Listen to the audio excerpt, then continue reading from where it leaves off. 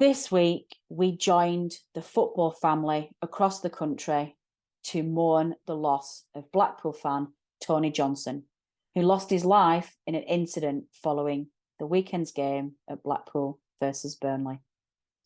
No football fan should ever go to a football game and not come home. Our thoughts and prayers remain with Tony's friends, family, and the whole of the Blackpool football community. This is the Nona Never podcast.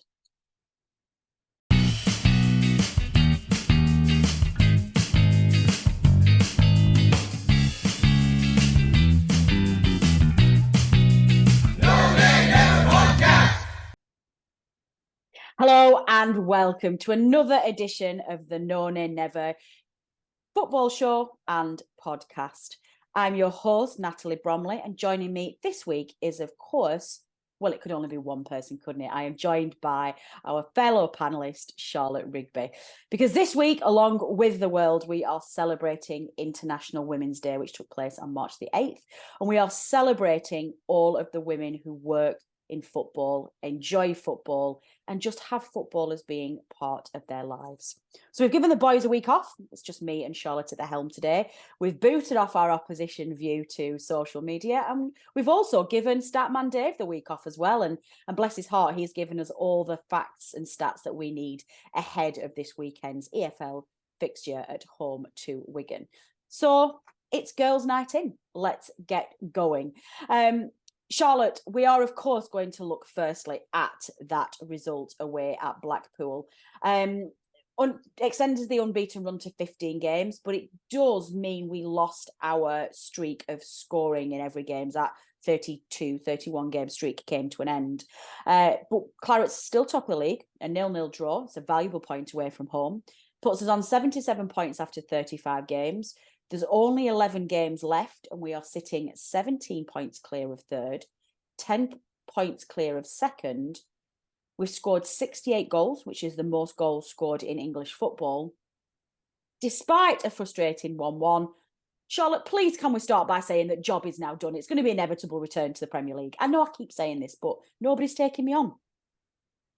I think it's because we're all still superstitious. But I'll let you have it, If you want to believe that, that's fine.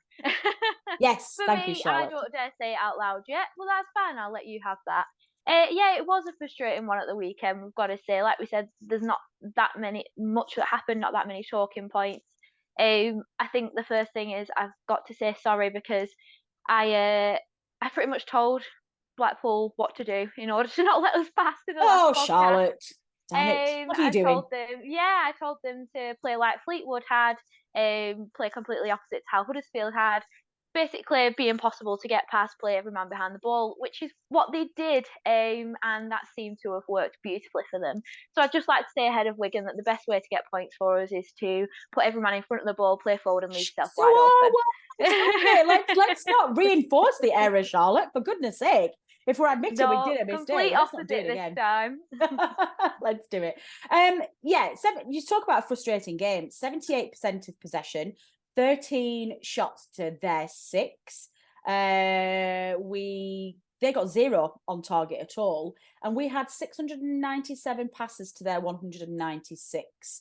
It's a bit of a funny one, isn't it, really? It was quite an uneventful game, and I think it's fair to say that by the end we'd run out of steam a little bit and run out of ideas, and it was a very spirited and quite a disciplined defensive performance. And like you say, we've come across this before.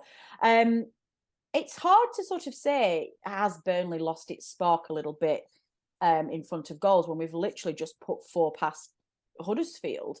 I guess losing Josh Brownhill so early on didn't help, but what do you think our strikers can do and our wide men can do to break down when we do have that really stubborn, resilient defence? I think we really missed Maatsen and Benson at the weekend. Yeah. And I think that might have been the difference. The team that was out there, fantastic team. But like we were saying against Fleetwood, it was very much trying to get yourself through the middle, that type of thing. And your wide men weren't Manuel Benson. And he just has that kind of spark at the end that he never see. And same with Maatsen, they don't give up in trying to get it in there. And I think that was the difference for us. I don't think we've necessarily lost the spark in front of goal at all. Like you said, we put 4 past before with Huddersfield, and we've had these draws previously as well. So I don't think it's necessarily losing it. I just think we missed them, and we missed being able to. Vincent Kompany likes the options off the bench, and I think he missed being able to put something different on, which would have been your Matsons, your Bensons. I mean, Matson would have started anyway, wouldn't he? And he kind of makes that difference. The lads at the back obviously run up front and things like that, but they tend to stick very much through the middle, where I think we did miss Matson up on the wings. And if we could have had either of those two, I think it could have been a very different result. Yeah, that's right. Now, Benson, of course, being one of 3 players this week, we've been told is in the team and already training along with Jay and Taylor Harwood-Bellis. Not quite as positive news for Brownhill, although better than we thought it was going to be. Brownhill is apparently going to be back with us after the international break, and I think when he hobbled off after falling on that Astro pitch at the side of the football pitch at the weekend, we thought it might be an ACL and he might be gone. So that's good news. I think this. I don't know whether it's fair to say that with the job so well done and it looking like it's just a matter of time before we get promoted, it doesn't strike me that the Clarets have sort of taken the foot off the gas a little bit, because I don't believe that a Vincent Kompany side would do that. And I do think they'll probably want to go for the record where they can. Do we just think it's just literally a case of it's coming to the end of a very long old season? That poor team is full of injuries. BK himself is getting frustrated, I think, with the number of injuries he's got. And if we can just really concentrate on our home games, then we might just have to settle for an away point.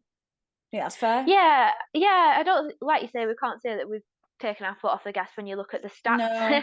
I mean, the score tells you is one way of looking at it, but when you say you look at the stats and over 600 passes, however many shots, Exactly. You can't say we've exactly taken it off. I just think we just needed that something different at the end, and as long in front of home crowds is different game altogether, and picking up them 3 points at home is always great. And yeah, points away, that's how they say you win it, isn't it? Win at home and draw away, and obviously want to go for that record. Everyone's wanting to do that record, but I don't want that to become almost like a burden almost to try and get to there, because I feel like it'd be so terrible if we win the league, we get a fantastic points tally, and everyone goes, "Oh, well, it's not the record." That's not something I want to think about too much, because I don't want that to be good point. to put a downer on the season. I don't want that to be the headlines. Like we say, we have struggled with the injuries. There's a couple inch back in training, which you say are positive. I think Matson's available for this weekend as well, which would be fantastic. So we just got to see how it plays out, I guess. And I don't want to think about that record too much, because I don't want to put too much pressure on it. Does that mean I'm banned from talking about the record, since you've also banned me from talking about promotion and any talk of a title as well? Are you allowed to talk about promotion? Title, record off the books at the moment. Okay, all joking aside, we are 10 points clear of Sheffield United, and there are only 11 games left. So they've got to win 4 on the bounce, and we've got to lose 4 on the bounce before they even draw level with us. We've lost 2 games all season. How even if we draw every game and they win, I don't know if they catch us. Like, come on, give me some title. Yeah, it's not that I don't believe it; it's that I don't want to jinx it. Okay, that's fair enough. I will let you. I don't want anyone to come back to me and say you were a jinx. No, that's fair. I'm used to carrying that burden, and I've had abuse for about 10 years with my jinxing, so I will carry that flag. I'm all right. I've got a thick skin when it comes to things like that. I'm going to have that. Well, let's move on then, because there really literally wasn't anything else to talk about in the Blackpool game. It was a very uneventful Lancashire derby, but that's okay. We got a point. We are going to concentrate this week on the next EFL Championship fixture, which is a home game, Wigan Athletic, Saturday, 11th of March, a 3 p.m. kickoff. Before we get into the nitty-gritty about this game, we do, of course, have a quiz question we need to give you an answer to. Before that Blackpool game, we asked you the following. Prior to the current season, can you give us the names of all of the Burnley players who have scored goals after coming on as a substitute since New Year's Day 2020? Did you have any idea who this was, Charlotte? Not before seeing the answer, no. No, I didn't either. Well, the correct answer, everybody, was Matej Vydra. There was just the one player, and he managed it on 3 separate occasions. So that was a little bit of a trick question from our Dave last week. He wanted you to tell us how many players had done it, and can you name that person? It was a very hard question to read out without giving the answer away. It gave me a little bit of a challenge. I don't believe I saw in any of our socials a correct answer from anybody. So don't be shy. If you stick around to the end of the show, you'll get another quiz question. And you can either drop your answer in the comment section in our YouTube video, or you can email us or text, tweet, post us at the usual channels. Charlotte, given that it is our International Women's Day celebration, you are playing the role of Dave Statman Roberts this week. Dave has very kindly given us all of the facts ahead of this game against Wigan. And I would like you, Charlotte, please, to kick us off with the Championship head-to-head. Now, I must say I'm feeling very nervous about taking on this role, so I'll give it my best. Go on, Charlotte. Right, so Burnley and Wigan Athletic have only been in the same league for a total of 11 seasons. This is not too surprising, as although the Lattics were founded in 1932, they only gained their Football League status as recently as 1978. Just 4 of our 11 seasons together have been at this level, and so there are just 3 past matches to look back on at this time, with Saturday's match being the 4th. In August 2003, Peter Kennedy and Nathan Ellington scored the goals as the visitors came away from Turf Moor with all 3 points in a 2-0 win. The following season's match took place in late December 2004 and was a rather controversial occasion. Wigan Athletic have made no secret of their desire to try and sign Burnley's star player and current club captain Robbie Blake, unsettling the player in the process. Their manager Paul Jewell was public enemy number 1 when the teams met at Turf Moor. Burnley had already rejected several offers, and as a result, Blake wasn't selected for this match and joined Birmingham City soon afterwards. It was the man who captained the side in his place, Graham Branch, who scored the only goal for the Clarets in an unexpected 1-0 win against a side who were flying high towards the top of the table. Our paths didn't cross again at this level until the 2013-14 season for what was this week's memory match. After winning away at Blackpool on the Good Friday, Burnley faced Wigan Athletic at home on the Monday. First half goals from recent signing Ashley Barnes and a free kick from Michael Kitely sealed a comfortable 2-0 home win, which also confirmed Burnley's automatic promotion back to the Premier League. The main match headline in the Burnley Express read, "Let the Premier Party begin," as Clarets Steel returned to the big time, and who can forget the scenes as Burnley fans raced onto the pitch after the final whistle. In summary, our overall home record in the second-tier home matches against Wigan is played 3, won 2, drawn none, and lost 1. Lovely. Hey, I'll tell you something. Statman Dave better keep an eye out for his job there. We girls are taking over.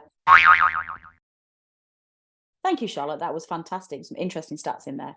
We're going to move on to our second feature in our build-up to the Wigan game, and that is, of course, our wonderfully popular celebrity fan feature. Now, before we get into this, Charlotte, and without cheating, could you have named any famous Wigan fans before Dave gave us his shortlist? No, not at all. I'm absolutely rubbish with celebrities, even worse at knowing who they supposedly support. I kind of like that about you, actually. I like that you're not drawn into the world of celebrity. Well, we didn't know any either. So Dave had to do a little bit of digging here, which does worry me a little bit as to whether Wigan Athletic will join their league status in our Nona Never table as well. But here is the shortlist brought to you by Dave. Coming in at number 1, Richard Ashcroft, the singer and lead singer of The Verve. At number 2, Kay Burley, the broadcaster for Sky News. At number 3, Stuart McCorney, the author and radio broadcaster. At number 4, Philip McKinley, who is an actor and played Anguy the Archer in Game of Thrones. Okay. And finally, coming in, we've only got 5 this week, coming in at number 5, Paul Rowley, political journalist and broadcaster. Now, just in case it's not obvious that we were struggling to make up the numbers this week, the 6th, actually, I've got 6 names, sorry, listeners. The 6th and final name is Krusty the Pie, Wigan Athletic mascot, who is shaped like a massive pie. I'm not having that. So Dave Roberts is pretty strict with his rules. He shouts to us and tells us that owners aren't allowed to be on the celebrity fan list, and they have to be living fans. Those fans who have since left us can no longer be on it. But we're allowed a mascot. We're allowed a pie. I guess so. A giant pie. I'll take that. I mean, listen, he's already, the giant pie is already my favourite celebrity fan on that list. I'm just going to call Dave Roberts out here now for his rules that just confuse me every week. I never know which way he's going. Let's stop this silliness. We, of course, have got to rank our Huddersfield, Wigan celebrity fans, Charlotte, out of 10, 10 being absolutely fantastic and 1 being quite poor. Where do you rate them? Well, I don't really know them. I don't watch Game of Thrones, so I guess that takes that one out of the occasion. The Game of Thrones actor, I think I watched the whole of Games of Thrones and I have no idea who he's talking about. I suspect that might have been a very small part. That makes me feel a little bit better. You must know Kay Burley. Yeah, I do know Kay Burley. I think that's the only one I do know. If the list was Krusty the Pie and Krusty the Pie only, then it would have been a solid 10. So I think that definitely brings up my rankings to a strong 3.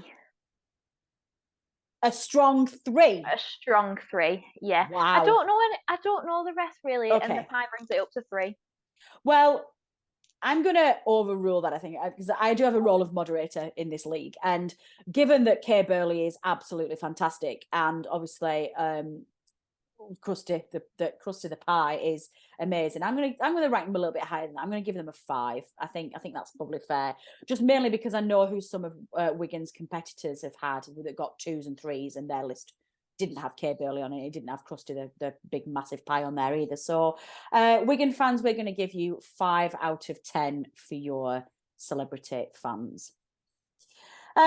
Moving on then, we'd need to give you some information as to who's refereeing the game at the weekend. It's going to be John Busby of Wallingford in Oxfordshire, and he's going to take charge of the weekend's match at Turf Moor. His one and only previous Burnley match was our 1-0 away win at Coventry City, which was earlier in the season when Nathan Teller scored that winner and ended our run of lots of late equalisers, if I remember correctly. So far this season, he has been appointed as referee for 24 matches, of which 16 were in the Championship, and those 24 matches have resulted in 3 penalty awards, 2 dismissals, and 84 cautions. We are also hoping that he has a relatively quiet afternoon at the weekend. I'm not sure I'm loving those stats, Charlotte. That seems to me that he's either got 0 control of the game and goes silly, or is way too strict and is not going to like some of our players. So let's see what's happening. What are your thoughts then, Charlotte? Home game. Wigan are currently in the relegation zone, and to be honest, look like they are going to be going down to League One with Rotherham and Blackpool. They currently sit, I think, 6 points clear of safety, albeit they do have a game in hand. Turf Moor is not a happy hunting ground for any teams this season. You must be feeling confident. I know you don't want to jinx things, I know, but you still must be feeling pretty confident of a strong Burnley performance. Yeah, when you look at it on paper, you'd certainly go into the game feeling confident, especially when you've got the likes of Maatsen back. You've got the likes of the other lads back in training as well. We've had a break as well, a whole week. Oh gosh, yeah. Imagine that. So they've had some time to recuperate, recover, and go at it again. I've seen some lovely training pictures of them trying to train in the snow, which is always nice to see with these lads that probably aren't used to very much snow. Yep. So get them used to that side of the game. But no, you've certainly got to think that there's only one way the game's going to go at the end of the day. I'm hoping that after playing a couple of teams that are very similar in styles, in showing it from the back, having a very strong defensive style, that we've kind of worked on that over the last week. You can imagine Vincent Kompany has been planning for that outcome again, because we'd imagine that's the way they're going to play, especially after the reverse fixture, where we put so many goals past them. They must be pretty cautious about the defending. So you can see it being a little bit, I think, again, might take us a little while to get into it, get used to it, try and put the passes forward, link them up and get them into the dangerous areas. But I think hopefully once we get one goal, we'll be very much on top of the game and be able to put a few more past them. Even if it ends up being a more difficult game, like the likes of Fleetwood and like the likes of the Blackpool game, I'm hoping it'll go more towards the Fleetwood, where we just batter them until they're absolutely knackered, and then we can nick one at the end, because it really depends on how they're going to line up against us and how they're going to try and play this team as to whether we can put 4 or 5 past them, or whether we'll be wearing them down for a 1 goal, 3 points, hopefully 3 points. Like you say, they're in the relegation zone. You kind of think they might have the look of this is a game to, damage management, that type of thing, and then go on to the next games that they've got coming up. Which I kind of hope that's the attitude they do take, because it might play nicely into our hands at the moment with having Matson back. I'm hoping a couple of the lads where he said are back on the training field and things might be closer than what we're letting on. Maybe we can sit on the bench, have a couple of substitutes that we can bring on that'll change the game up a little bit if needed. But it'll be really interesting to see how he copes with another team that are going to have quite a solid defensive game. Yeah, I agree. That certainly seems how I would approach it as well. They're on a minus 23 goal difference. I've just been checking that while you were filling us in on that, which would suggest that they've got a leaky defence.